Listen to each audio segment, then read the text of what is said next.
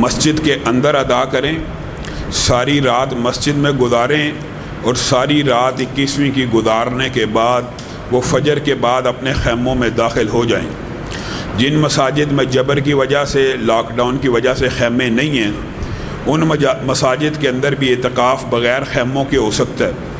لیکن اگر کوئی بندہ یہ سمجھتا ہے کہ اعتکاف گھر میں ہو جائے گا، تو اعتکاف کا جو سنت موقع اور محل ہے وہ مساجد ہے، اور قرآن پاک کے اندر اعتکاف کے جتنے احکامات ہیں مسجدوں کے ساتھ خاص ہیں۔ جو عبادات جس موقع اور محل کی ہوتی ہے وہیں پہ ادا ہوتی ہے۔ اللہ کے فضل و کرم سے آپ نے یہ جو آخری عشرہ ہے، ہمارے جتنے بھی مہمان آئے وہ اللہ رب العزت کی اصل میں مہمان ہیں۔ ایک تو آپ نے ان کے لیے دلوں کو فراخ رکھنا ہے، ان کی خدمت میں اور ان کی داد رسی میں اور ان کی ضرورتوں کا سب کو خیال کرنا چاہیے، تاکہ وہ اپنا اعتکاف بہترین طریقے سے سر انجام دیں۔ اعتکاف ایک ایسی سنت ہے کہ اگر غور کیا جائے تو اس کی ابتدا تو نبی کریم صلی اللہ علیہ وسلم کی نبوت سے بھی پہلے ہو جاتی ہے، کہ نبی کریم صلی اللہ علیہ وسلم غار حرا میں گوشہ نشین ہوا کرتے تھے۔ یہ جو اعتکاف ہے اصل میں تنہائی کے اندر غور و فکر دنیا سے کٹ جانے کا نام ہے، لیکن دکھ اور افسوس کی بات ہے کہ آج کل کے دور کے اندر اعتکاف کا وہ جو اصل روح ہے وہ ختم ہو چکی ہے۔ اس کی وجہ کیا ہے؟ اس کی سب سے بڑی وجہ موبائل ہے۔ اعتکاف کے اندر بیٹھا ہوا بھی بندہ موبائل کے اندر اس طرح مشغول ہے، گھر والوں سے رابطہ ہے، بیوی بچوں سے رابطہ ہے۔ یہ کون سا اعتکاف ہے؟ اللہ معاف کرے، یہ نہیں میں کہہ رہا کہ قبول تو اللہ نے ہی کرنا ہے، اعتکاف اللہ نے قبول کرنا ہے، لیکن اعتکاف کا مطلب یہ ہے کہ آپ باقی دنیا سے کٹ کر ایک خالق کے ساتھ۔ اسلام میں رہبانیت نہیں ہے، اسلام میں جنگلوں میں چلے جانا، صحراؤں میں چلے جانا، پہاڑوں میں چلے جانا، پوری دنیا کے ساتھ قطع تعلق کر کے ہمیشگی کے لیے رہبانیت کو اختیار کرنا، یہ اسلام کا مزاج نہیں ہے۔ لیکن اسلام میں غور و فکر کے لیے چند دنوں کو مخصوص کرنا، اور یہ دن رمضان سے بہتر کون سے ہو سکتے ہیں کہ 10 دن آپ صرف اللہ سے تعلق رکھیں، کسی گھر والے کے ساتھ کوئی تعلق نہ ہو، رابطہ نہ ہو۔ 10 دن بعد آپ کا تعلق اور رابطہ بحال ہو جانا ہے۔ آپ ان 10 دنوں کے اندر تو اپنے رب کو خوب منانے کی کوشش کیجئے۔ میرے بھائیوں، اوقات کا فرق ہے، گرمیوں میں لیلۃ القدر آئے، سردیوں میں آئے، آپ کو پتہ ہے راتوں کا دورانیہ فرق ہوتا ہے، لیکن بالعموم جو آج کل رات چل رہی ہے، اگر آپ اس کو 9 گھنٹے کی، 8 گھنٹے کی، 10 گھنٹے کی بھی مان لیں تو آپ بتائیں یہ کتنے قیمتی دن آ رہے ہیں کہ 9 گھنٹے 81 سال کی عبادت کے برابر ہیں۔ 9 گھنٹے 81 سال کی عبادت کے برابر، 1 گھنٹہ 9 سال کی عبادت کے برابر، 1 منٹ 60 دن کی تقریباً عبادت کے برابر۔ آپ خود بتائیے کہ انسان کتنا بڑا بے وقوف ہوگا یہ ان 9 گھنٹوں کو ضائع کر دے۔ آپ نے اور میں نے، اور یہ پلاننگ صرف آپ نے طاق راتوں کی نہیں کرنی، یہ بھی بات یاد رکھیے، کیونکہ ایک مغالطہ ہے۔ میں اللہ معاف کرے کسی اختلاف میں اس وقت پڑھنا نہیں چاہتا، لیکن آپ نے یہ عبادت 10 کے 10 دن انجام دینی ہے، 10 کے 10 دن، صرف طاق راتوں میں نہیں دینی۔ ایک روٹین بنا لیجئے، اس کی کچھ وجوہات ہیں کہ چاند دیکھنے کے حوالے سے ہمارے یہاں پہ اختلاف پایا جاتا ہے، مطالعے کا فرق ہے۔ آپ اس اختلاف سے بچنے کے لیے 10 کے 10 دن عبادت کر لیں تو پھر آپ کو یہ یقین ہے آپ نے لیلۃ القدر کو پا لیا، پھر کون سی ایسی بات ہے؟ اور لیلۃ القدر کو جس نے پا لیا گویا اس نے 81 برس کی 1000 مہینے کی عبادت کو پا لیا۔ اور عبادت آپ نے ان 10 دنوں میں کیسے کرنی ہے؟ اس کا ایک خاکہ تیار کریں، اس کا ایک شیڈول بنائیں۔ آج 20ویں سے شروع کر دیں، آخری دن تک آپ یہ 10 راتیں اس طرح گزاریں۔ ہم نے 8 رکعت 11 رکعت اس کے اندر قیام تو پورا کرنا ہی کرنا ہے، اور کوشش یہ کریں کہ 8 رکعت امام کے ساتھ قیام کیا۔ جو بندہ وتر پڑھنا چاہتا ہے پڑھ لے، اس کو بھی ساری رات کے قیام کا ویسے ہی امام کے ساتھ ثواب مل گیا۔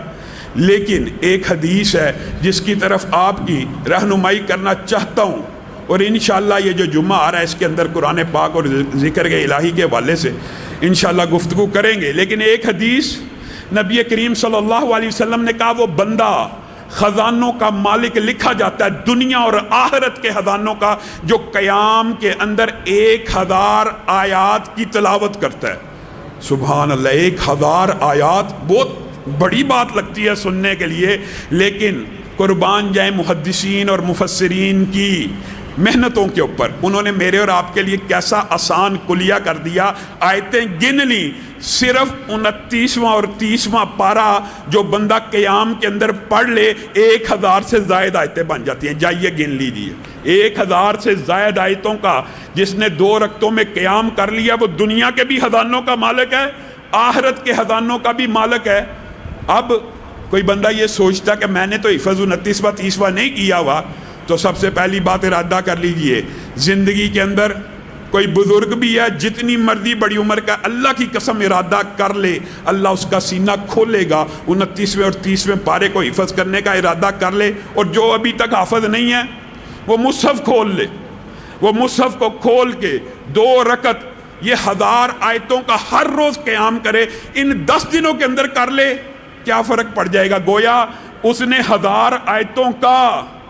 اگر وہ ہر روز یہ قیام کرتا ہے نا، اس کی نامہ اعمال میں محدثین مفسرین نے یہ تفصیلات بھی لکھی ہیں۔ یہ جو 1000 مہینے کی عبادت کا لکھا جانا ہوتا ہے، یہ کیا ہوتا ہے؟ یہ ہوتا ہے کہ ایک بندہ عہد کرے، میں نے امام کے ساتھ یہ 8 رکعت یا 11 رکعت نماز کو پڑھنا ہے، امام کے ساتھ سلام پھیر دینا ہے، تو ایسا لکھا جائے گا کہ اس نے 1000 مہینے کا قیام کیا ہے، 1000 مہینے کا، یعنی ہر روز 81 برس تک یہ بندہ قیام کرتا رہا۔ آپ نے 1000 آیتوں کا اگر قیام 2 رکعت میں کر لیا، لکھا یہ جائے گا 81 برس تک اس بندے نے ہر روز 1000 آیتوں کے ساتھ قیام کیا۔ پھر آپ حسب توفیق قرآن پاک کو پڑھنے کا ارادہ کیجئے، وقت مل جاتا ہے، وقت انسان ڈھونڈنا چاہے اتنی چھوٹی رات بھی نہیں ہے۔ قیام کے بعد بھی قرآن کھولیے، ایک پارہ، جو زیادہ پڑھنا چاہتا پڑھ لے، لیکن کم از کم یہ 10 راتیں 1 سپارہ ناظرہ پڑھنے کی کوشش کرے گا، 81 برس تک لکھا جائے گا اس نے ہر روز 1 سپارہ پڑھا ہے۔ پھر حسب توفیق، حسب استطاعت، جتنی جس کی جیب کی گنجائش ہے، اپنی جیب کے مطابق، کوئی 100 روپیہ، کوئی 1000 روپیہ، کوئی 2000 روپیہ ہر روز رات کو اللہ کی بارگاہ میں صدقہ کر دے۔ اگر لیلۃ القدر کی رات میں بھی ہو گیا، اور انشاءاللہ جو 10 راتیں کر رہا ہے اس کے لیے یقینی ہے کہ اس نے لیلۃ القدر کو پا لیا ہے، اس کے بارے میں لکھا جائے گا 81 سال تک ہر روز 1000 خرچ کیا کرتا تھا۔ آپ نے شیڈول یہ بنانا ہے کہ آپ نے ان 10 راتوں کے اندر نیکی کے زیادہ سے زیادہ اعمال کو اکٹھا کرنا ہے، اور ان کے اندر جنت میں محل بنانے والے اگر آپ اعمال ان کے اوپر توجہ کریں تو آپ کے اور میرے لیے ذخیرہ آخرت اتنا عمدہ تیار ہو جاتا ہے۔ نبی کریم صلی اللہ علیہ وسلم نے ارشاد فرمایا، جو بندہ فرض نماز کے علاوہ 12 رکعت نماز ادا کرتا ہے، فرض کے علاوہ، ایک تو فرائض ہیں، فرائض تو آپ کو پتہ، فجر کی 2، ظہر کی 4، عصر کی 4، مغرب کی 3، عشاء کی 4، ان فرضوں کے علاوہ 12 رکعت ادا کرتا ہے، اور ان رکعتوں کی تفصیل بھی نبی کریم صلی اللہ علیہ وسلم نے بتا دی، آسانی کر دی، کوئی ڈھونڈنے کی ضرورت ہی نہیں۔ فجر کی 2 سنتیں، ظہر سے پہلے 4، ظہر کے بعد 2، یہ 6 ہیں، اور فجر کی 2، کل 8، اور مغرب کی 2، 10، اور عشاء کی 2، 12۔ یہ 12 رکعتیں آپ نے ان 10 دنوں میں کوئی کوتاہی نہیں کرنی۔ یہ 12 رکعتیں جو ایک دن میں پڑھتا ہے، نبی کریم صلی اللہ علیہ وسلم کا وعدہ جھوٹا نہیں ہو سکتا، اس کے لیے اللہ جنت میں ایک خوبصورت گھر تعمیر کر دیتے۔ ان 10 دنوں کے اندر آپ یہ 12 رکعتیں نہیں چھوڑیں گے تو آپ بتائیے 10 دنوں کے اندر 10 محلات نہیں، 81 کے ساتھ 81 برس کے ساتھ ضرب دیجئے، ان کے دنوں کے ساتھ ضرب دیجئے، آپ خود بتائیے کہ آپ کے لیے جنت میں کتنے محلات تیار ہو جائیں گے۔ پھر آپ نے موقع ہے اعتکاف والوں کے لیے، تو میں کہتا ہوں یہ بہت ہی بڑی نعمت کی بات ہوتی ہے یہ وقت، کہ نبی کریم صلی اللہ علیہ وسلم نے فرمایا فجر کے بعد جو صرف سورج نکلنے تک بیٹھا رہتا ہے نا مسجد کے اندر، اور اس کے بعد صرف 2 رکعت پڑھ لے، صرف 2، وہ ایسے ہے جس نے پورے کے پورے حج اور عمرے کا ثواب حاصل کر لیا۔ یہ تو اعتکاف والوں کے لیے ہے، لیکن جو بندہ اعتکاف نہیں بھی بیٹھ رہا اس کو بھی چاہیے اس اجر و ثواب کو پالے، اور اگر وہ یہ اجر و ثواب سے محروم رہتا ہے وہ کیا کرے؟ اس کو چاہیے چاشت کی 4 رکعتیں ادا کرے. صحیح حدیث ہے، یہ بھی نبی کریم صلی اللہ علیہ وسلم نے کہا جو ضحیٰ کی یعنی چاشت کی 4 رکعتیں پڑھتا ہے، پھر اسی دن جو دوسرا کلیہ اس کے اوپر تو آپ نے عمل کر رہے ہونا، 12 رکعتیں وعدہ کرے کسی نے ان 10 دنوں میں نہیں چھوڑنی، سب وعدہ کرے. اب وہ 12 رکعتیں تو وہ بندہ پڑھ رہا ہے، صرف چاشت کی 4 رکعتیں اس میں ایڈ کرے گا تو حدیث کے الفاظ ہے جو ظہر سے پہلے کی 4 سنتیں پڑھتا ہے اور چاشت کی 4 رکعتیں پڑھتا ہے، نبی کریم صلی اللہ علیہ وسلم نے فرمایا اس کے لیے بھی جنت میں ایک محل قائم ہو جاتا ہے. یعنی 12 کے ساتھ صرف آپ نے 4 رکعتیں بلانی ہیں، محلات کی تعداد 1 نہیں 2 ہو جائیں گی. اور پھر نبی کریم صلی اللہ علیہ وسلم نے فرمایا، اور یہ میرے بھائیوں بڑی عجیب بات ہے، اس کے اوپر لوگ اعتراض کرتے ہیں جو کسی مسلک کا اتنا بڑا اختلافی مسئلہ نہیں ہے، لوگ مذاق اڑانا شروع کر دیتے ہیں. نبی کریم صلی اللہ علیہ وسلم نے کہا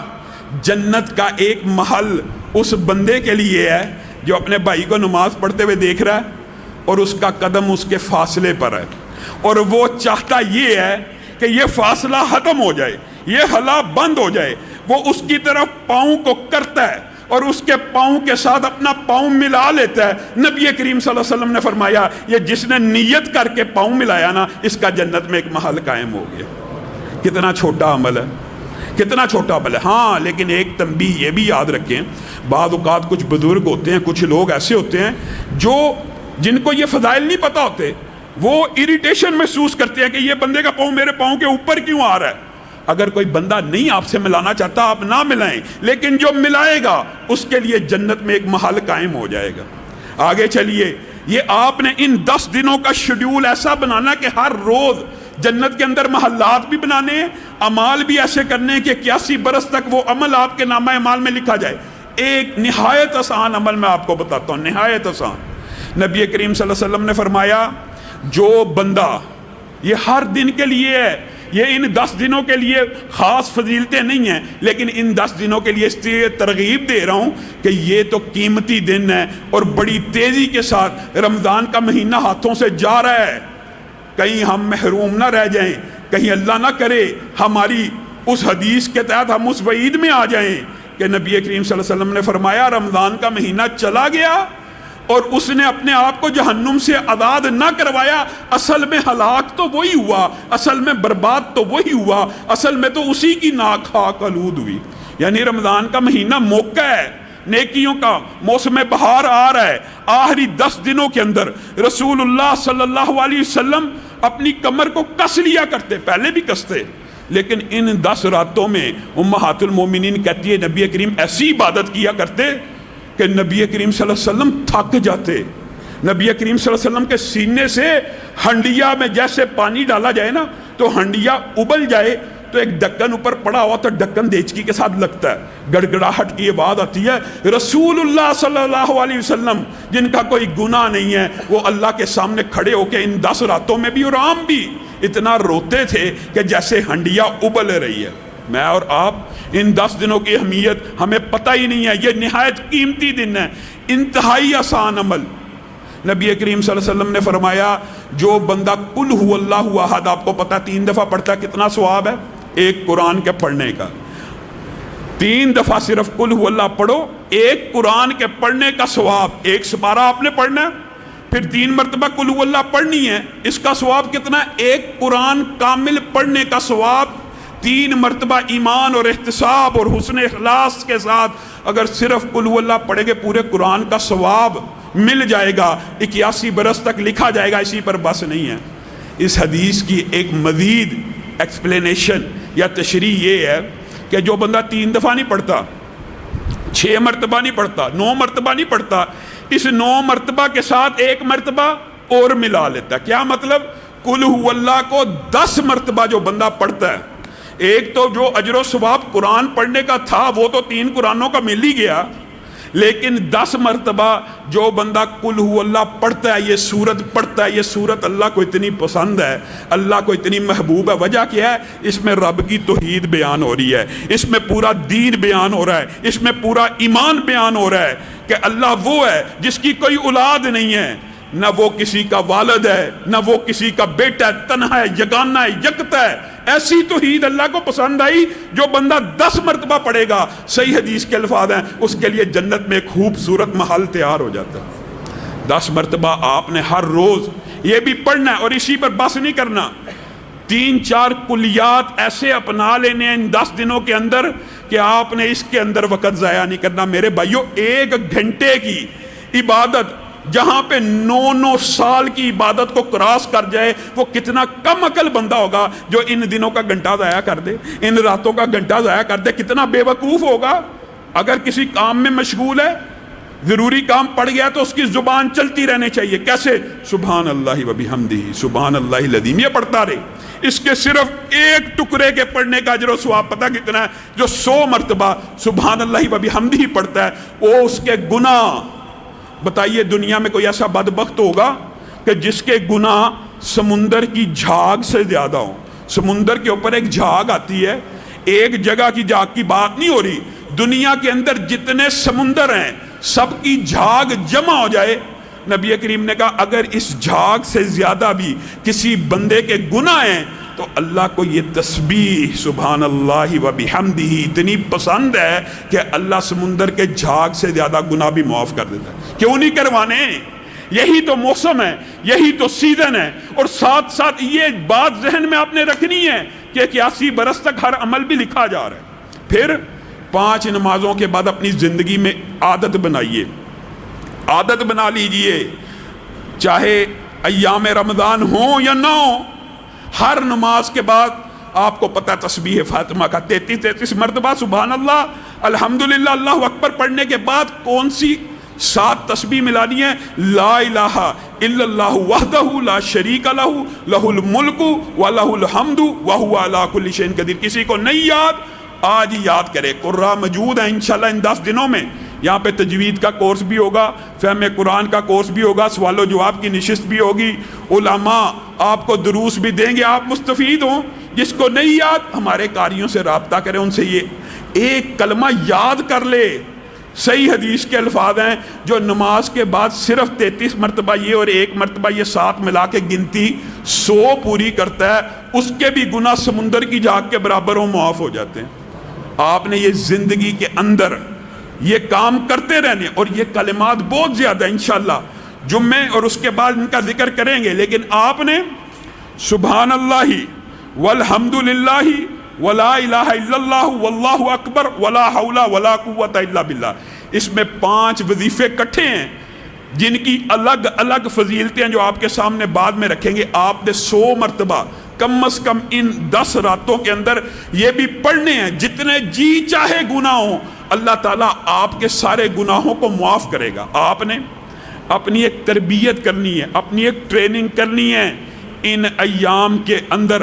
آپ نے 1 منٹ بھی ضائع نہیں کرنا، 1 لمحہ بھی ضائع نہیں کرنا، اور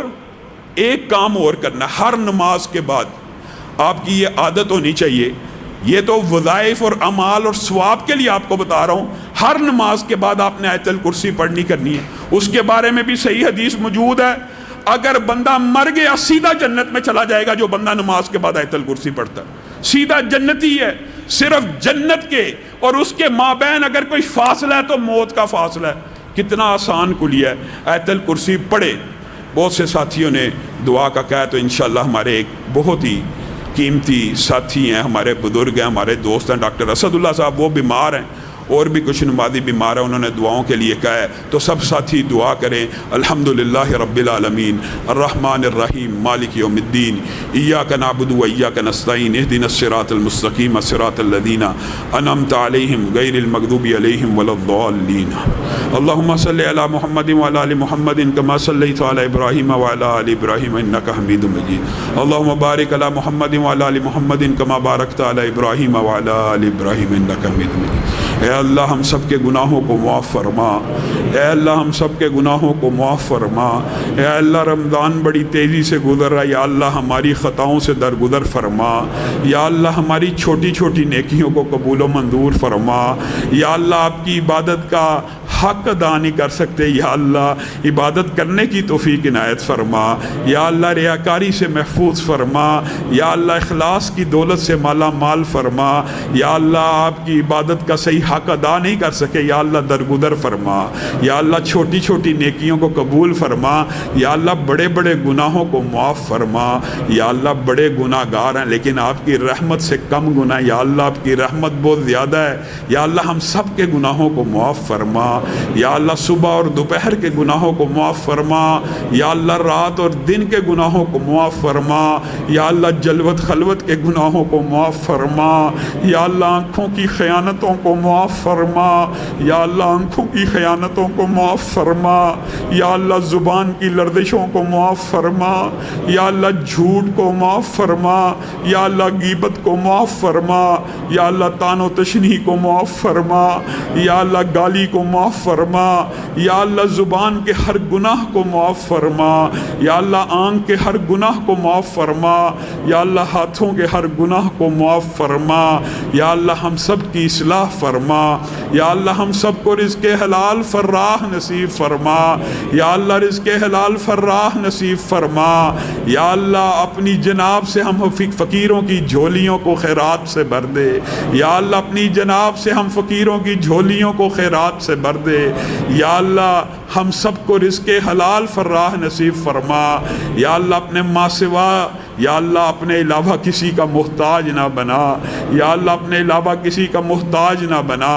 یا اللہ ہم سب سوالی ہیں تو تیرے در کے سوالی ہیں، یا اللہ تیرے دربار کے اندر آنے والے ہیں، یا اللہ کبھی کسی غیر کو سجدہ نہیں کیا، کسی کے سامنے ہاتھوں کو نہیں اٹھایا، یا اللہ آپ کو ہاتھوں کو خالی لٹاتے ہوئے حیا آتی ہے، یا اللہ یہ سینکڑوں ہاتھ آپ کی بارگاہ میں اٹھے ہیں، یا اللہ ان ہاتھوں کو خالی نہ لٹا، یا اللہ ان ہاتھوں کو خالی نہ لٹا، یا اللہ ان جھولیوں کو خالی نہ لٹا، یا اللہ ان بزرگوں کی عمر کی حیا فرما،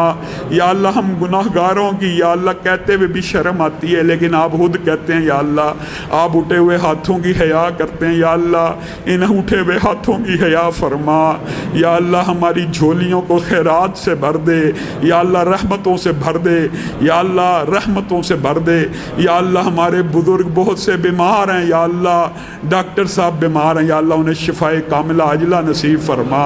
یا اللہ ڈاکٹر صاحب کو شفائے کاملہ عاجلہ نصیب فرما، یا اللہ ہمارے بہت سے ساتھی بیمار ہیں، یا اللہ ہم سب بھی روحانی یا جسمانی طور پہ بیمار ہیں، یا اللہ ہم سب کو شفا یاب فرما، یا اللہ روحانی بیماریوں کو دور فرما، یا اللہ روحانی بیماریوں کو دور فرما، یا اللہ نفسیاتی بیماریوں کو دور فرما، یا اللہ ڈپریشنوں کو دور فرما، یا اللہ پریشانیوں کو دور فرما، یا اللہ ہم سب کے خوف کو دور فرما، یا اللہ وسوسوں کو دور فرما، یا اللہ بلڈ پریشر کو ختم فرما، یا اللہ جتنی مودی بیماریاں سب کو ختم فرما، یا اللہ ہمیں روحانی جسمانی طور پہ شفا یاب فرما، یا اللہ ہم میں سے کوئی بھی بیمار ہے تو یا اللہ آپ ہی شفا دینے والے ہیں، یا اللہ سب کو شفا یاب فرما، یا اللہ جو بیٹیاں رشتوں کی وجہ سے پریشان ہیں یا اللہ ان کو نیک صالح رشتے نصیب فرما، یا اللہ جو بیٹے رشتوں کی وجہ سے پریشان ہیں ان کو نیک صالح رشتے نصیب فرما، یا اللہ بہت سے ساتھی پچھلے رمضان میں یہاں بیٹھے تھے، یا اللہ اسحاق صاحب کی قبر کے اوپر رحمتوں کا نزول فرما، یا اللہ اسحاق صاحب کی قبر پر رحمتوں کا نزول فرما، یا اللہ ان کی بیٹیوں کو جنت میں داخل فرما، یا اللہ ان کے بیٹے کو جنت میں داخل فرما، یا اللہ چچا کو جنت میں داخل فرما، یا اللہ خالو کو جنت میں داخل فرما، یا اللہ جو رشتہ دار دنیا سے جا چکے ہیں ان کو جنت الفردوس میں جگہ عنایت فرما، یا اللہ جو نمازی اس دنیا سے جا چکے ہیں یا اللہ ان کی قبروں کو کشادہ فرما، یا اللہ بابا شہید کی قبر کو جنت کا باغ بنا، یا اللہ والدہ مرحومہ کی قبر کو جنت کا باغ بنا، یا اللہ ہم میں سے جتنے والدین فوت ہو چکے ہیں یا اللہ ان کی قبروں کو کشادہ فرما، یا اللہ یہ بچے اپنے والدین کے لیے ہاتھ پھیلائے بیٹھے یا اللہ ان کے اوپر رحم فرما، یا اللہ جیسے انہوں نے بچپن میں ہمارے اوپر رحم فرمایا تھا آپ ان پہ رحم فرمائیں، یا اللہ ان کی قبریں کشادہ فرما دے، یا اللہ ان کی قبریں منور فرما دے، یا اللہ ان کی قبروں کو آسان فرما دے، یا اللہ وہ قبر میں ہماری دعاؤں کے منتظر ہیں، یا اللہ ان تک ہماری دعاؤں کو پہنچا، یا اللہ ان کے لیے آسانیاں فرما، یا اللہ جو والدین دنیا سے جا چکے ہیں ان کو معاف فرما، یا اللہ جو توحید پہ فوت ہو گئے یا اللہ ان کو معاف فرما، یا اللہ ان کی توحید کی وجہ سے باقی گناہ معاف فرما، یا اللہ ان سے درگزر فرما، یا اللہ ہم سب کو اپنے والدین کا صدقہ جاریہ بنا، یا اللہ ہماری اولادوں کو ہمارا صدقہ جاریہ بنا، یا اللہ بیوی بچوں کو آنکھوں کی ٹھنڈک بنا، یا اللہ گھر ٹوٹ پھوٹ کا شکار ہیں، یا اللہ لوگ دعاؤں کا کہتے ہیں، یا اللہ بہنیں بیٹیاں یا اللہ روتے ہوئے فون کرتی ہیں، یا اللہ ان کے گھروں کو آباد فرما، یا اللہ ان کے گھروں کو آباد فرما، یا اللہ جو بہنیں بیٹیاں اپنے گھروں میں پریشان ہیں ان کو آباد فرما، یا اللہ ساس بہو میں محبت پیدا فرما، یا اللہ ساس بہو میں محبت پیدا فرما، یا اللہ بیوی خاوند میں محبت پیدا فرما، یا اللہ وطن عزیز سے اس وبا کو دور فرما، یا اللہ وطن عزیز سے اس وبا کو دور فرما، یا اللہ رحمتوں کا نزول فرما، یا اللہ مسجدوں کے دروازوں کو کھول دے، یا اللہ بیت اللہ الحرام کے دروازوں کو مسلمانوں کے لیے کھول دے، یا اللہ مسجد النبوی کے دروازوں کو مسلمانوں کے لیے کھول دے، یا اللہ اپنے حبیب کی مسجد کے دروازے مسلمانوں پہ کھول دے، یا اللہ آسانیاں پیدا فرما، یا اللہ موت کے لمحات آسان فرما، یا اللہ موت کے وقت شیطان لعین کے شر سے محفوظ فرما، یا اللہ ہم سب کی قبروں کو کشادہ فرما، یا اللہ موت آسان فرما، یا اللہ موت آسان فرما، یا اللہ موت کے وقت لا الہ الا اللہ کا کلمہ نصیب فرما، یا اللہ اس مجلس کے اندر اگر کتابت تقدیر کے دن کوئی جہنمی بیٹھا ہے یا اللہ جس کو تو نے لکھ دیے، یا اللہ آپ رمضان میں جہنمیوں کو آزاد فرماتے ہیں، یا اللہ اگر کوئی جہنمی بیٹھا ہے یا اللہ آزاد فرما، یا اللہ کہنے والے یا سننے والوں میں سے اگر کوئی جہنمی بیٹھا ہے آزاد فرما، یا اللہ آزاد فرما، یا اللہ اس مجلس کو جنت میں بپا فرما، یا اللہ ہم سب کو جنت کا ساتھی بنا، یا اللہ ہم سب کو جنت میں اکٹھا فرما، یا اللہ ہم سب کو جنت کا ساتھی بنا، یا اللہ جو تیرے گھروں کو آباد کرتے ہیں تو ان کے گھروں کو آباد فرما، یا اللہ یہ سارے تیرے گھر کو آباد کر رہے ہیں، یا اللہ تو ان کے گھروں کو آباد فرما، یا اللہ جو اس مسجد کی خدمت کرتے ہیں یا اللہ تو ان کی خدمت کا بہترین بندوبست فرما، یا اللہ جو اس مسجد کے لیے انفاق اور صدقات کرتے ہیں یا اللہ تو ان کو رزق حلال فراہ نصیب فرما، یا اللہ ان کی زکاتیں لاکھوں اربوں میں فرما، یا اللہ ان کی زکاتیں لاکھوں کروڑوں میں فرما، یا اللہ جو آپ کے گھروں کی آبادی کی جستجو کرتے ہیں یا اللہ آپ ان کے گھروں کو آباد فرما، یا اللہ قیامت کے دن عرش عظیم کا سایہ نصیب فرما، یا اللہ قیامت کے دن ارب ارب انسانوں کے سامنے ذلت و رسوائی سے محفوظ فرما، یا اللہ قیامت کے دن نبی محترم کے سامنے ذلت و رسوائی سے محفوظ فرما، یا اللہ ہم کسی بندے کی بات برداشت نہیں کرتے، یا اللہ اس دن نبی محترم کے سامنے عزت فرمانا، یا اللہ جس نبی کا کلمہ پڑھا ان کے سامنے عزت فرمانا، یا اللہ جس نبی کے کہنے پہ چلے ہیں یا اللہ ان کے سامنے سرخرو فرمانا، یا اللہ اس دن عرش عظیم کا سایہ نصیب فرمانا، یا اللہ اس دن حوض کوثر سے پانی نصیب فرمانا، یا اللہ ہم سب کی دعاؤں کو جائز دلی تمناؤں کو قبول و منظور فرما، یا اللہ جن بھائیوں نے ساتھیوں نے دعاؤں کا کہا یا اللہ ان سب کی جائز دلی تمناؤں کو قبول و منظور فرما، اگر کوئی ناجائز خواہش ہے یا اللہ اس بارے میں ہم سب میں اپنے نبی کے کوچے میں چلتا ہی گیا